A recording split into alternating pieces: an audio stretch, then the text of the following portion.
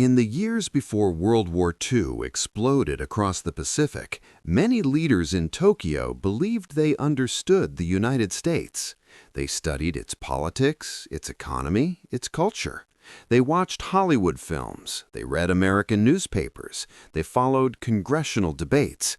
And from all of this, they built a conclusion that would shape one of the most consequential decisions in modern history. America was powerful, yes, but it was soft, divided, unwilling to endure long, painful war. Throughout the 1930s, Japan was already fighting in China.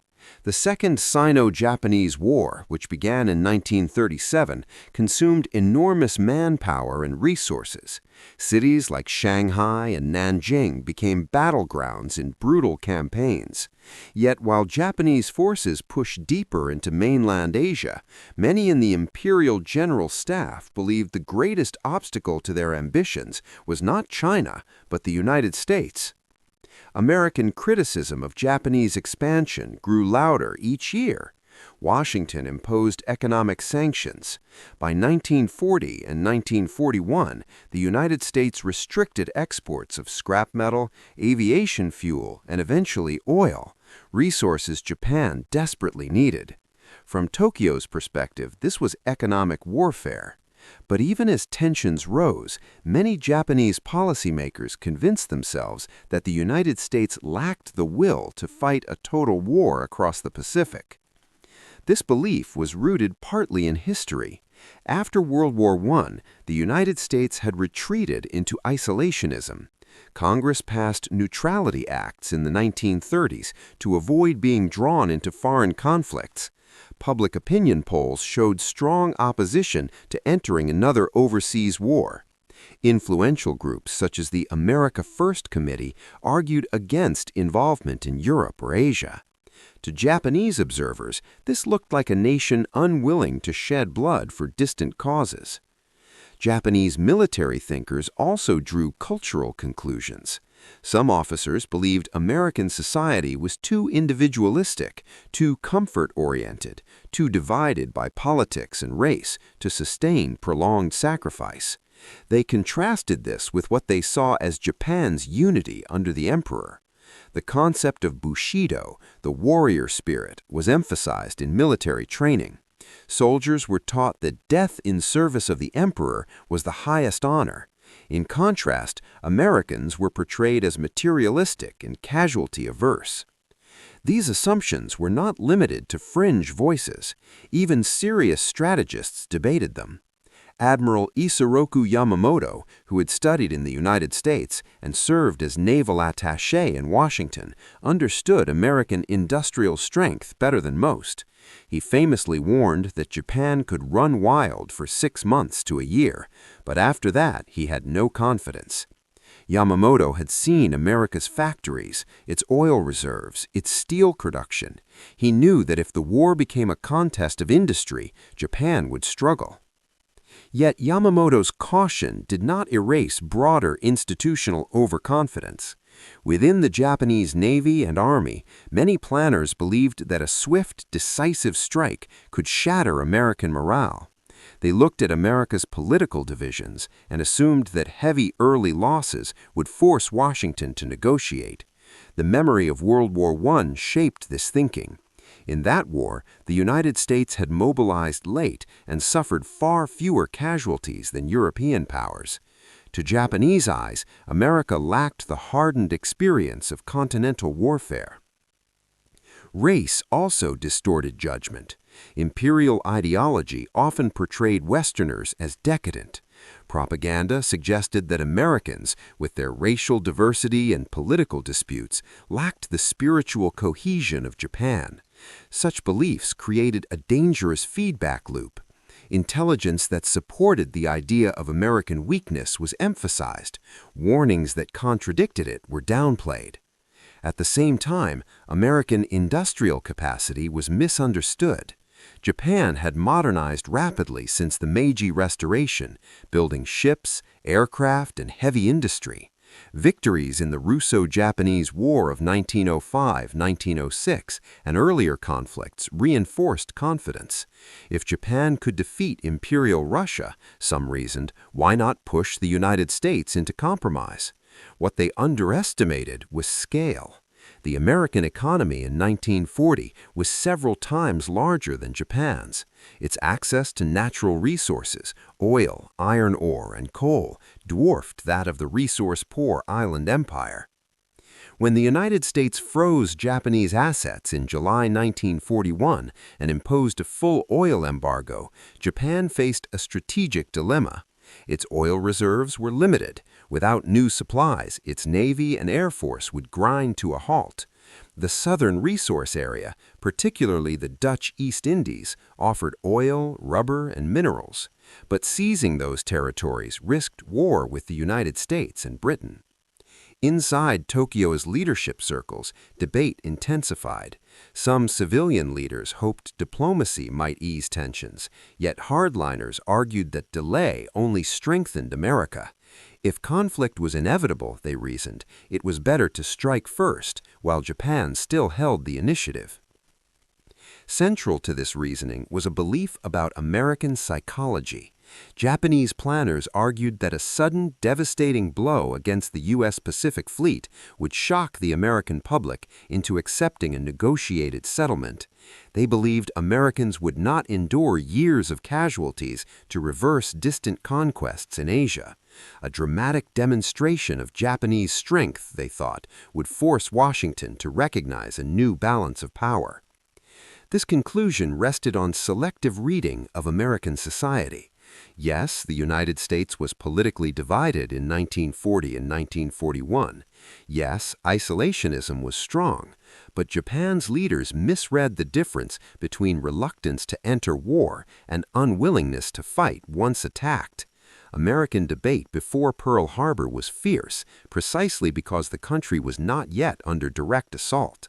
Japanese strategists failed to grasp how quickly public opinion could transform in response to a perceived betrayal.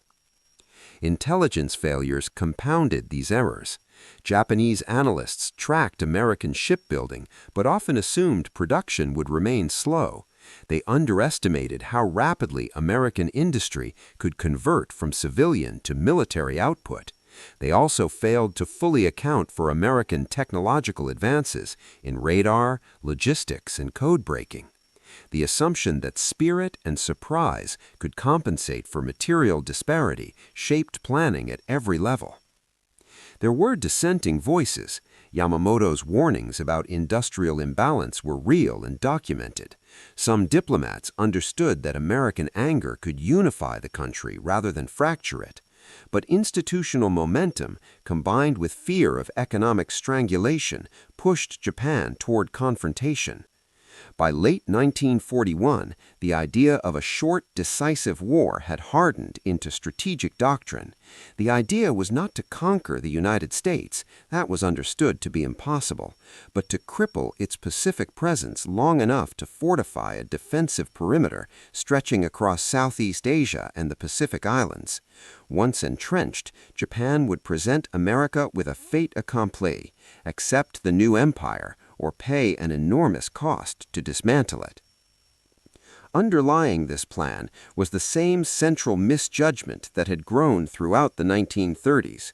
Japan assessed American power in material terms, but discounted American resilience. It saw political argument as weakness, not as a feature of a democratic system capable of rapid mobilization under threat. It mistook consumer prosperity for decadence. It mistook pre-war isolationism with permanent passivity. In the quiet months before December 1941, as diplomats negotiated in Washington and fleets maneuvered in the Pacific, these assumptions went largely unchallenged at the highest levels. Japan prepared for war, believing that boldness would compensate for imbalance, that shock would substitute for endurance, and that America, once bloodied, would choose compromise over crusade. History would soon test those beliefs, but in the years leading up to open conflict, the illusion of a weak nation shaped strategy, justified risk, and paved the road to a decision that would change the world. Japan did not underestimate American ships or planes. It underestimated something less visible, but far more decisive: the capacity of American society to unite, mobilize, and endure once fully awakened. By the autumn of 1941, the gamble had taken shape. Negotiations between Tokyo and Washington dragged on, but trust was evaporating.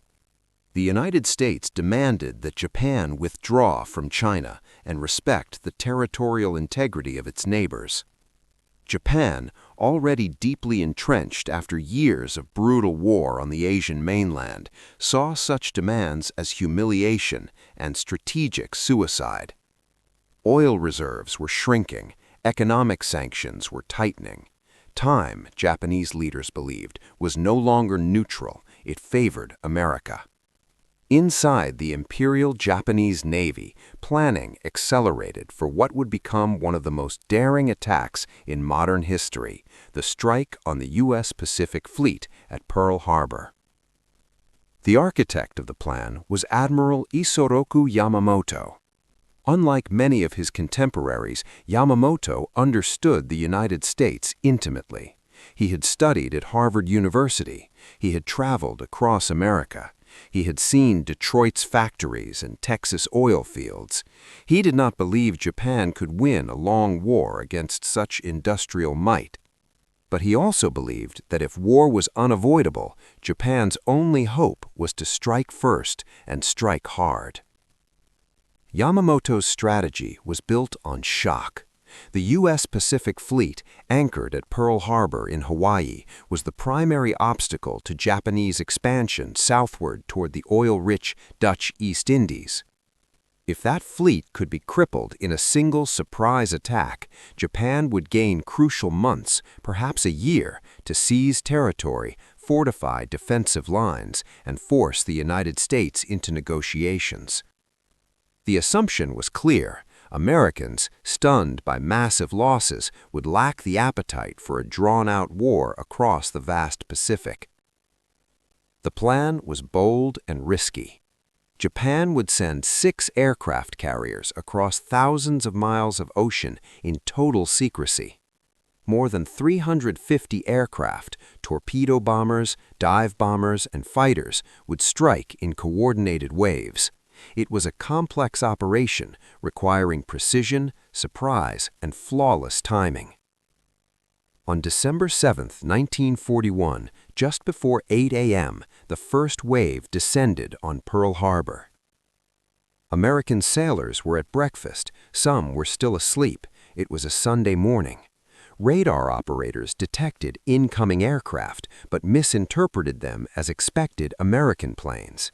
Within minutes, bombs and torpedoes tore into battleships lined along Battleship Row. The USS Arizona exploded in a catastrophic blast, killing more than 1,100 men. The USS Oklahoma capsized. Smoke rose high above the harbor as airfields were strafed and hangars burned. In less than 2 hours, the attack left 8 battleships damaged or sunk, nearly 200 American aircraft destroyed, and more than 2,400 Americans dead. From a purely tactical perspective, the attack was a stunning success. The Pacific Fleet had been caught off guard. Japan had achieved complete surprise. Across the Pacific, Japanese forces simultaneously launched offensives against the Philippines, Malaya, Hong Kong, and other territories. The empire moved with astonishing speed. But beneath the smoke and twisted steel lay the seeds of strategic failure. Japanese planners had assumed that such devastation would demoralize the American public. They believed the shock would fracture political unity. They expected debates, hesitation, perhaps even calls for compromise. Instead, the opposite occurred. On December 8th, President Franklin Roosevelt addressed Congress, calling December 7th a date which will live in infamy. Within hours, the United States declared war on Japan. The vote in Congress was nearly unanimous. Isolationist voices that had dominated debate for years fell silent almost overnight. The attack that was meant to break American will instead forged it. Japanese intelligence had misread a critical aspect of American society. Pre-war reluctance to enter foreign conflicts had not meant weakness, it had meant caution. Once attacked, directly, once American territory and lives were struck without warning, the political divisions that Tokyo had counted on rapidly dissolved. Factories began preparing for wartime production. Recruitment offices saw long lines of volunteers. Public outrage unified Republicans and Democrats alike. Newspapers that had argued against entering the European war now demanded total victory in the Pacific. Even militarily, the attack was incomplete. Crucially, America's aircraft carriers were not in port that morning. The USS Enterprise and USS Lexington were at sea. The submarine base remained intact. Most importantly, the oil storage and repair yards at Pearl Harbor were largely untouched. These installations would prove vital in sustaining American naval operations in the months ahead. Yamamoto himself understood the implications. According to later accounts, he feared that the attack had awakened a sleeping giant. Whether or not he used those exact words, his private concerns were real. He knew that initial victories would mean little if America mobilized its full economic power. But in December 1941 and early 1942, Japan appeared unstoppable. Hong Kong fell. Singapore, considered an impregnable British fortress, surrendered in February 1942. The Philippines capitulated after brutal fighting on Bataan and Corregidor. The Japanese Navy dominated the Western Pacific. To many in Tokyo, these rapid conquests confirmed their pre-war assumptions. America had been struck hard. Its fleet was damaged. Its Asian defenses were collapsing. The empire's defensive perimeter was expanding exactly as planned. But beneath the surface, American mobilization was accelerating at a scale Japan had not anticipated. Shipyards on both coasts began operating around the clock. Aircraft production surged. America possessed not only vast natural resources, but also the organizational capacity to coordinate industry, transportation, and manpower. What Japanese planners had viewed as a consumer society quickly transformed into an arsenal. The key miscalculation of Pearl Harbor was not tactical, it was psychological and strategic. Japan had assumed that pain would produce retreat. Instead, pain produced resolve. American culture, which Japanese analysts had labeled as comfort-driven and divided, revealed another side under attack, a capacity for unity, adaptability, and long-term commitment. Casualties did not produce surrender, they produced enlistment. Shock did not create paralysis, it created momentum. By launching a surprise attack without a formal declaration of war reaching Washington in time, Japan surrendered the moral high ground in the eyes of the American public. The narrative became one of treachery and betrayal. That perception strengthened calls not merely for defense, but for complete victory. The gamble at Pearl Harbor was built on a belief in short war. Japanese strategy required decisive early success followed by negotiation. But by striking so dramatically and by underestimating the emotional and industrial reaction it would trigger, Japan ensured that negotiation would become politically impossible for the United States. The attack removed ambiguity. It transformed geopolitical tension into total war. Within 6 months, the United States would begin to strike back, and as 1942 unfolded, the balance of power would begin to shift in ways that no initial tactical triumph could reverse. Pearl Harbor was a masterpiece of planning and execution, but it was also a profound misreading of a nation's character.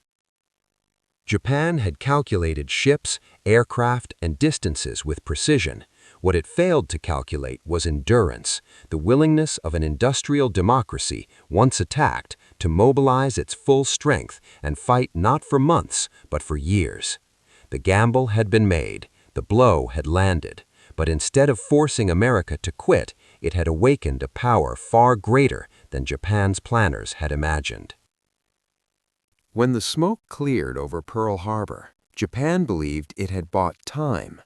Battleships were sunk, airfields were burning.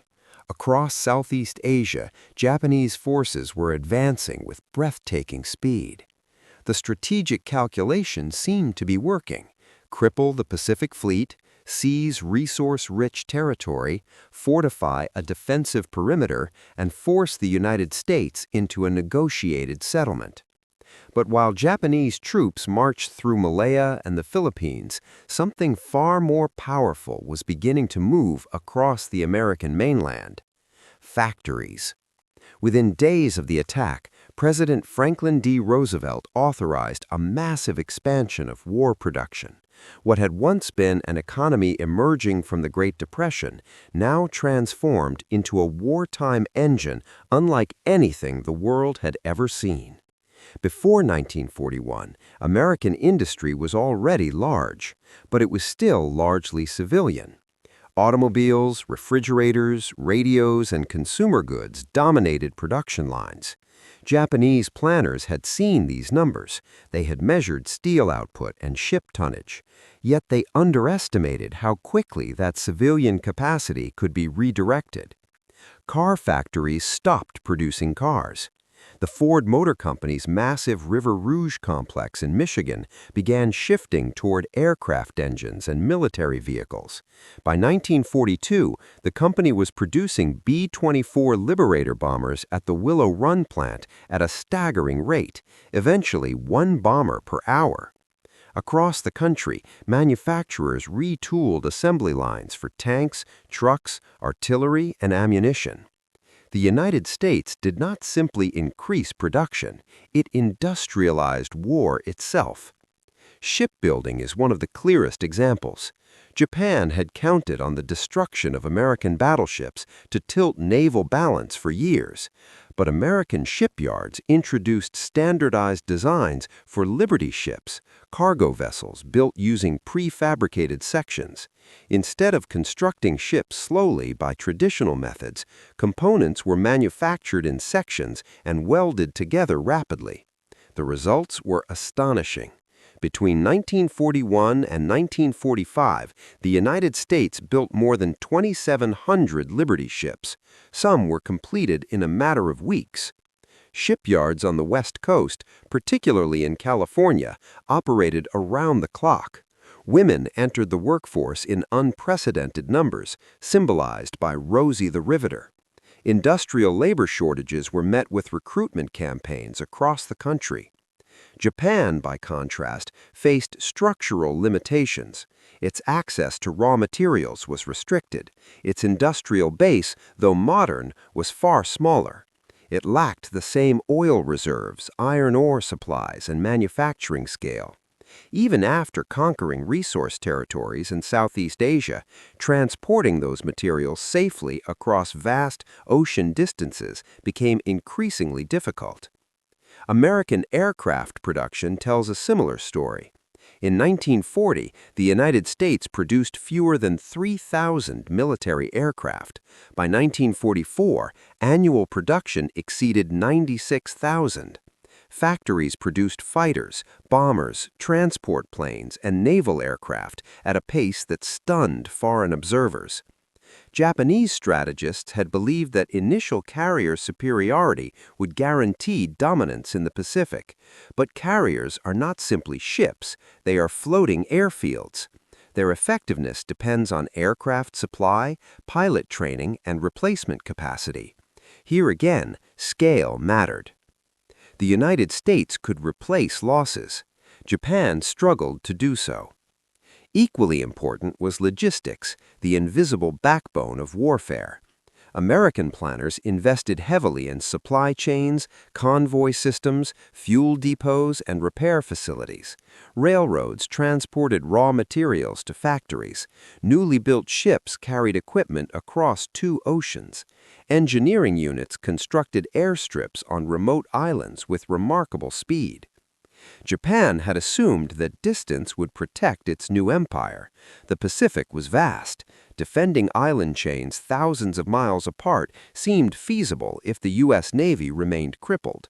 But industrial capacity shrinks distance. With enough ships, enough fuel, and enough aircraft, the ocean becomes a highway. American submarines began targeting Japanese shipping lanes.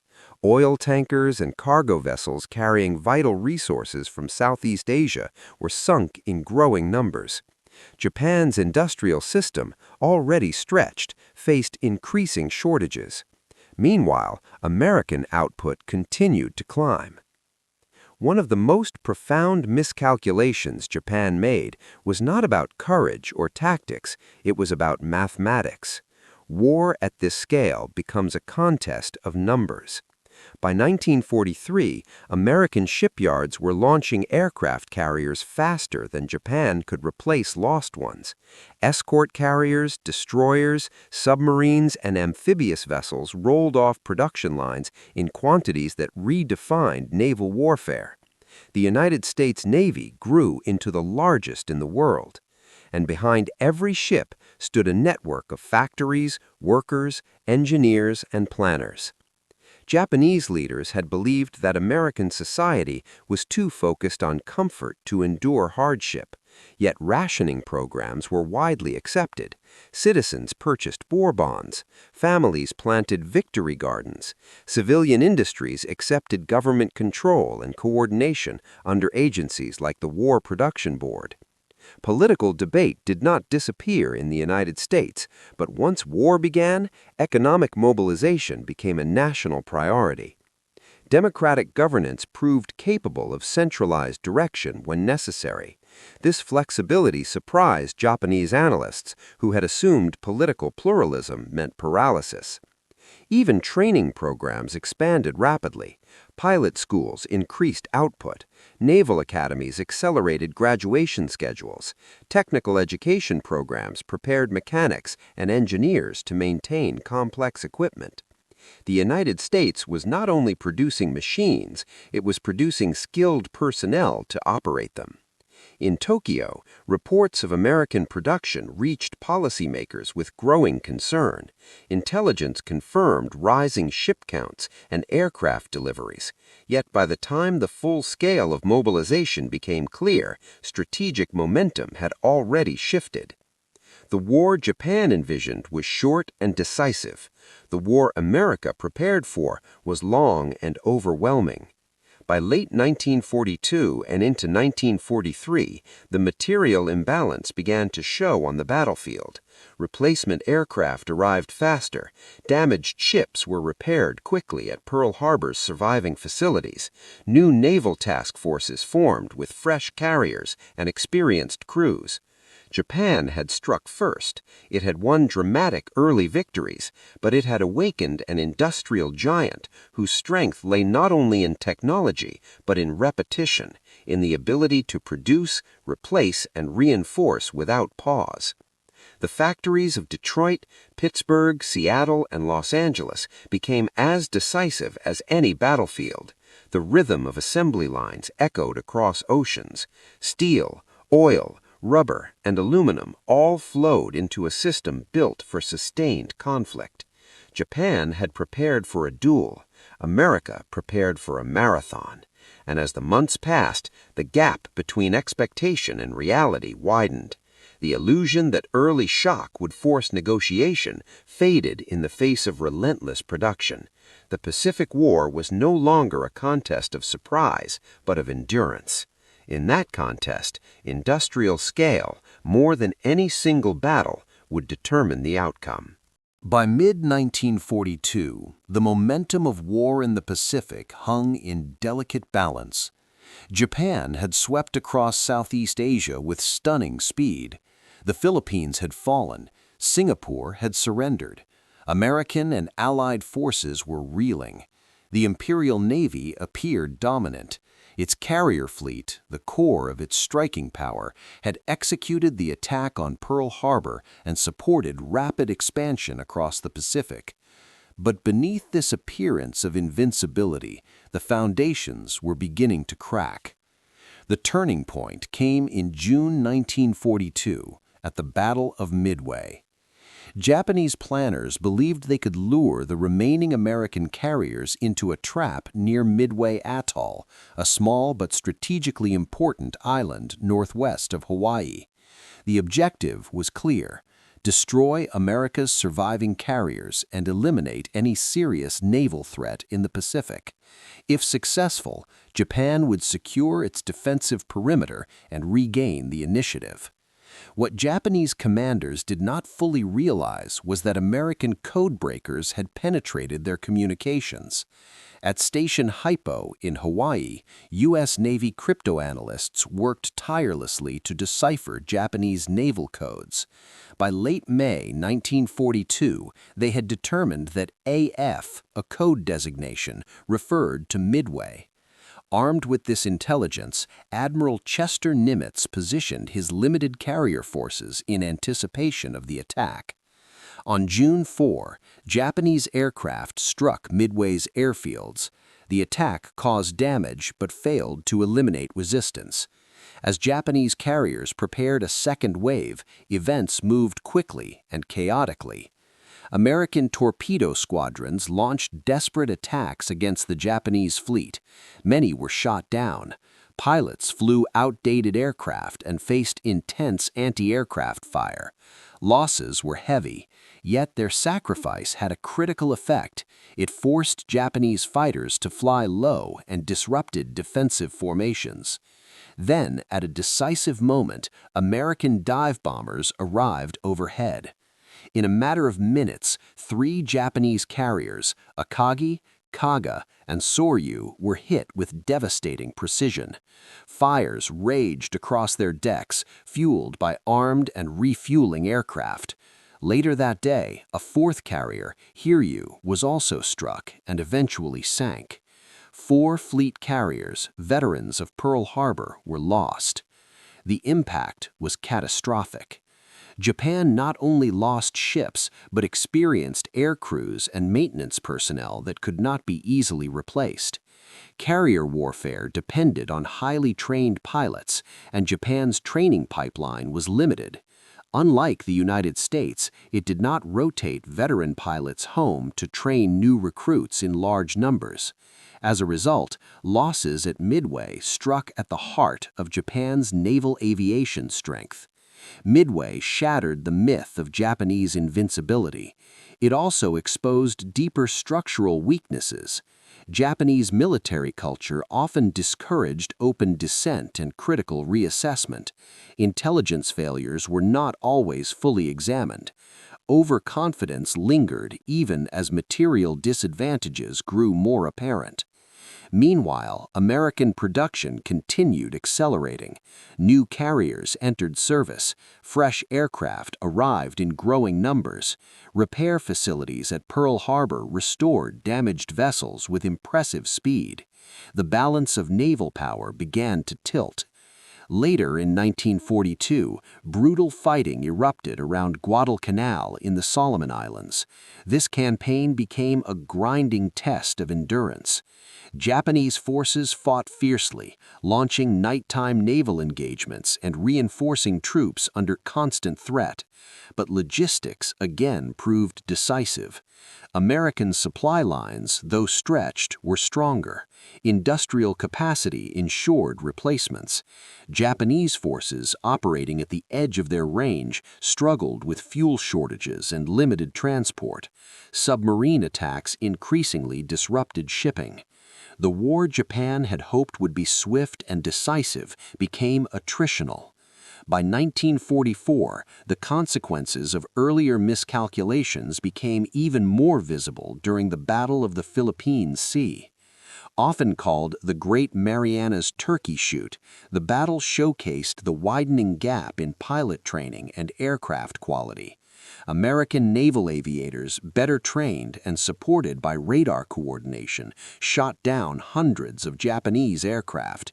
Japanese carrier aviation, once elite, was effectively crippled. Again, the issue was not courage. Japanese pilots fought with determination, but experience lost in earlier battles, especially at Midway, could not be replaced at the same rate. Training programs were shortened, fuel shortages limited flight hours, quality declined under pressure. Japan had underestimated not only American industrial power, but the compounding effect of losses over time. Each carrier sunk, each veteran pilot lost, each cargo ship destroyed. The imbalance widened. Strategically, Japan's original plan had depended on securing a fortified defensive perimeter and forcing negotiation. But once the United States regained naval superiority, that perimeter became vulnerable. American forces adopted an island-hopping strategy, bypassing heavily fortified positions and targeting strategically valuable islands instead. The vast Pacific, once seen as Japan's shield, became a battlefield of relentless advance. New American task forces, built around fast carriers, struck deeper into Japanese-held territory. Submarines tightened their grip on shipping lanes. Oil supplies dwindled further. Aircraft production struggled to keep pace with losses. What began at Midway was not merely a tactical defeat. It was the moment Japan's strategic assumptions began collapsing under reality. The belief that a bold opening strike would secure long-term advantage proved false. The expectation that American morale would fracture had already been disproven. Now, the idea that Japan could maintain naval parity evaporated as well. By late 1944, the Imperial Navy was increasingly on the defensive. In desperation, Japan introduced kamikaze tactics, suicide attacks intended to inflict maximum damage with limited resources. These attacks reflected both determination and strategic desperation. The war had shifted irreversibly. Midway marked the pivot point, the moment when industrial power, intelligence capability, and strategic adaptability began outweighing early surprise. Japan entered the war confident in its planning and spirit, but it had underestimated how quickly momentum could turn once the United States fully mobilized. The loss of 4 carriers in a single day symbolized more than battlefield defeat. It revealed a deeper misjudgment, that initial dominance could compensate for long-term imbalance. From that moment forward, Japan fought not for expansion, but for survival, and the consequences of its earlier assumptions about American weakness, about morale, about endurance would grow more severe with each passing month. By 1944, the outcome of the war in the Pacific was no longer a question of possibility, it was a question of time. The strategy Japan had built in 1941 had collapsed. The decisive blow at Pearl Harbor had not forced negotiation. The defensive perimeter stretching across the Pacific was shrinking. American industry was producing ships and aircraft in numbers Japan could not match. And after Midway and the Philippine Sea, the Imperial Navy was no longer capable of controlling the ocean. What remained was a desperate effort to slow the inevitable.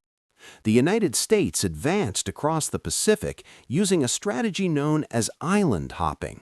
Rather than attacking every Japanese stronghold, American forces bypassed heavily fortified positions and seized islands that offered strategic airfields and naval bases. Each captured island became a stepping stone closer to the Japanese homeland. Battles grew increasingly brutal. On Saipan, Guam, and Tinian in the Mariana Islands, fierce fighting raged in 1944. These islands were not just territory, they placed American B-29 bombers within range of Japan's main cities. For the first time, the Japanese home islands were directly vulnerable to sustained aerial assault. The psychological impact was enormous. Japan had believed its empire would create a protective buffer. Instead, American bombers now appeared in its skies. In October 1944, the Battle of Leyte Gulf unfolded, the largest naval battle in history.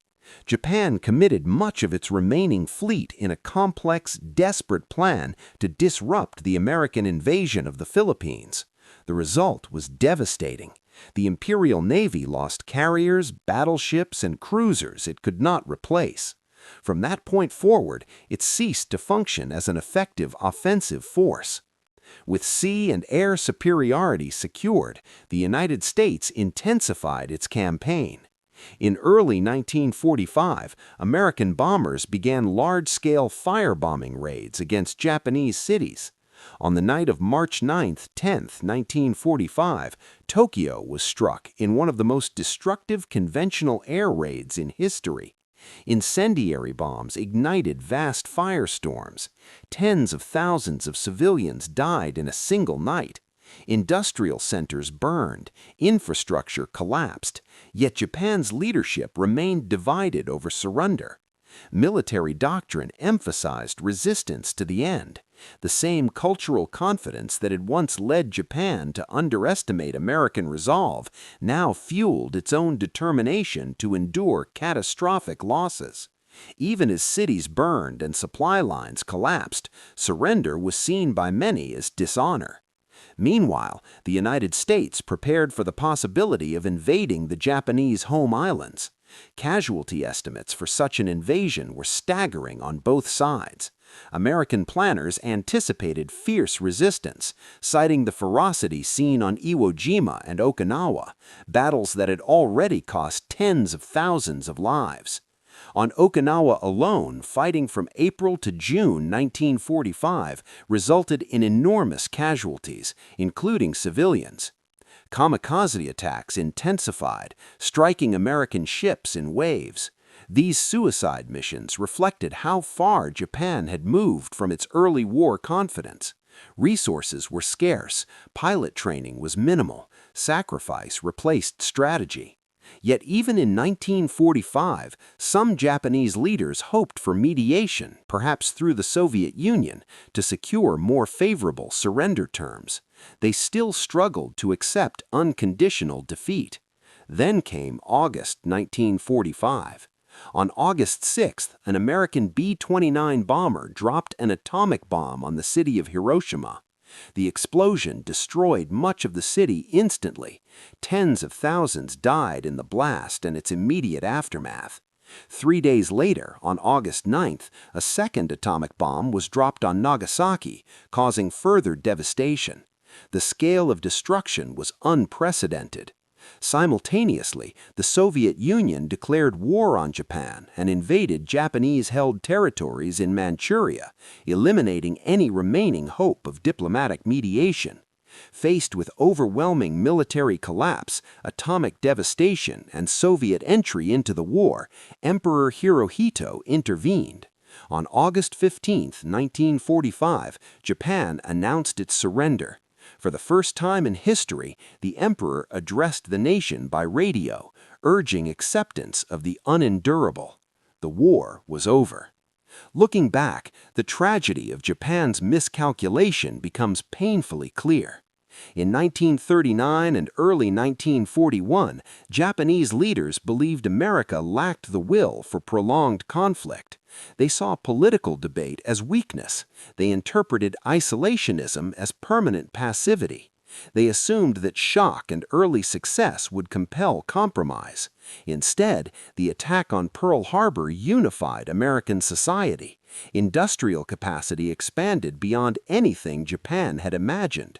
Losses hardened resolve rather than weakening it. Each Japanese victory in early 1942 was matched and eventually overwhelmed by American production and persistence. Japan had not underestimated American courage on the battlefield. It had underestimated endurance, economic, political, and psychological. The war it expected to last months stretched into nearly 4 years.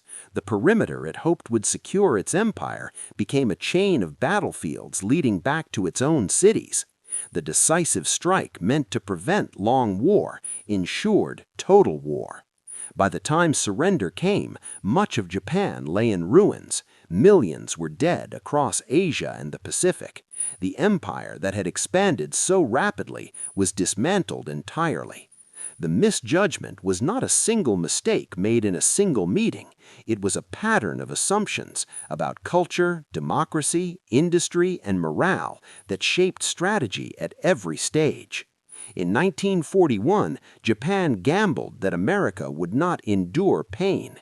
In 1945, it was Japan that had endured devastation beyond imagination.